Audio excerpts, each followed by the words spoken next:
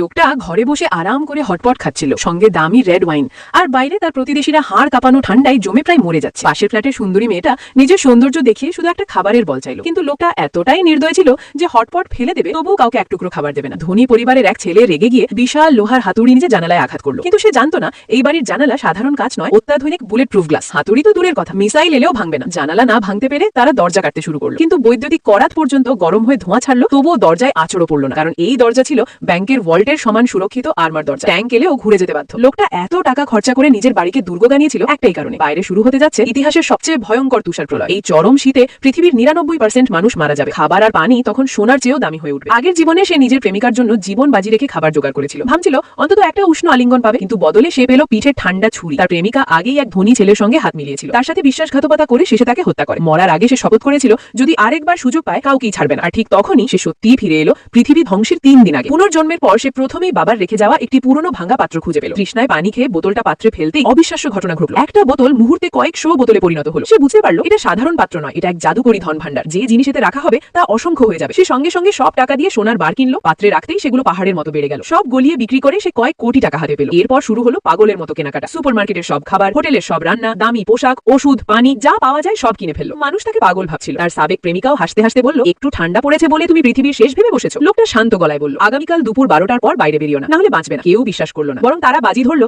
যদি পৃথিবী শেষ না আসে তাহলে তার সব খাবার আর বাড়ি তাদের হবে। লোকটা শুধু ঠান্ডা হাসলো, কারণ সে জানতো আর মাত্র 3 মিনিট পরই পুরো পৃথিবী বরফের কবরস্থানে পরিণত হবে।